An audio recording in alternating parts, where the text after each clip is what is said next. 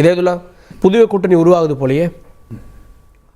தந்தி தொலைக்காட்சி வாயிலாக மக்களுக்கு சொல்வது, எந்த நிலையிலும் 2026 தேர்தலிலே காங்கிரஸ் இந்தியா கூட்டணியில் தான் இருக்கும். திராவிட முன்னேற்ற கழக தலைவர் மு.க. ஸ்டாலின் அவர்களுடைய தலைமையில் தான் இந்த கட்சி இருக்கும். இது எந்த மாற்றமும் இல்லை.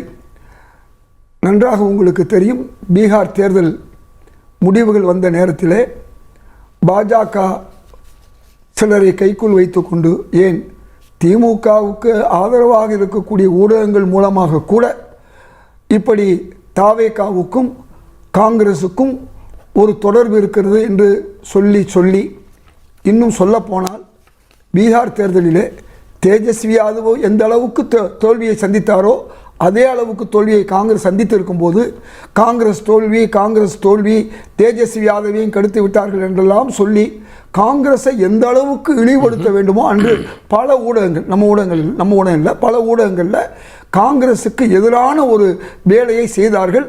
அதிலே அதாவது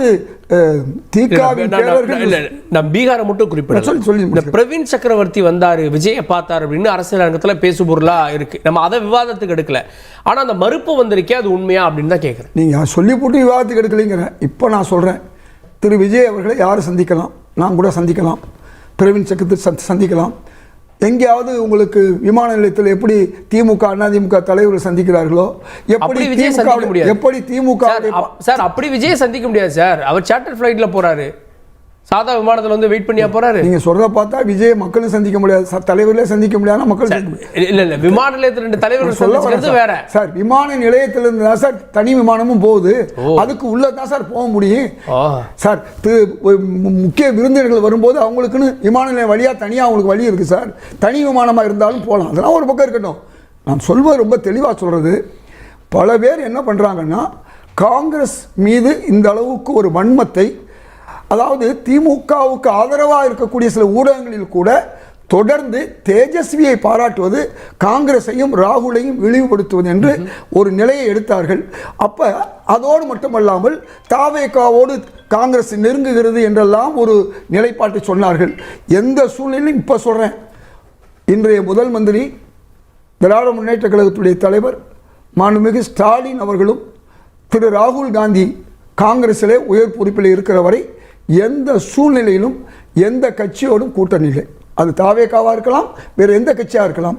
இன்றைக்கு 2 பேருக்கு எடுக்கக்கூடிய புரிதல் இருக்கு இல்லையா, நட்பு, சகோதரத்துவம், இவை அனைத்தும் சிறப்பாக இருக்கிறது. அதாவது திமுகவோடு நாங்கள் கூடுதல் இடம் கேட்பதோ அல்லது அமைச்சர் இடம் கேட்பதெல்லாம் இருக்கக்கூடிய சில தலைவர்கள் செய்வது. ஆனால் அதை யார் இது கலப்புறா, அதை சரி இது அப்படி இல்லைன்னா யார் கலப்புறா, நாங்கள் கம்ஃபர்ட்டாக இருக்கோம் திமுகவோட அப்படின்றதெல்லாம் சொல்கிறீங்க. நாங்கள் கூட்டணி எல்லாம் பற்றிலாம் பேசுவோம், கூட்டணி ஆட்சியெல்லாம் கேட்போம், ஆனால் எங்களுக்குள்ளே இருக்க பிரச்சனை நாங்கள் பேசிக்கணும். அப்போ இது யார் கிளப்புறான்னு கேட்குறேன். இந்த கிளப்புறவங்களை பற்றி சொல்லிட்டேன். இன்னைக்கு பாஜகவுக்கு ஒரு ஆசை, ஒரு சிங்கம் 4 மாட்டை அடிக்க நினைச்சு ஒரே நேரத்தில் அடிக்க முடியாது, 4 நரியை கூட அடிக்க முடியாது. அப்போ என்ன செய்யும், ஒவ்வொரு நரியாக பிரித்து விடும். இன்னைக்கு எப்படியாவது திராவிட முன்னேற்ற கழகத்துடைய ஆட்சியை கவிழ்த்து விட வேண்டும் அல்லது இல்லாமல் ஆக்கிவிட வேண்டும் என்ற ஒரே நோக்கத்தில் இன்றைக்கு பாஜக RSS என்ன செய்துன்னு சொன்னா, இந்த மாதிரி பாஜக RSS என்ற சிங்கம், சிங்கமா அசிங்கமா என்பது தமிழ்நாட்டில் காலம் தான் சொல்லணும். இதுவரையும் அசிங்கமா தான் நடந்திருக்கு. இதுவரையும் 4 இடங்கள் கூட அதிமுக தயவுல தான் வந்துச்சே ஒழிய, ஏற்கனவே திமுக தயவுல 4 இடங்களை வந்து எம்எல்ஏ இடங்கள் யாருக்கு கிடைச்சு, பாஜக கிடைச்சு.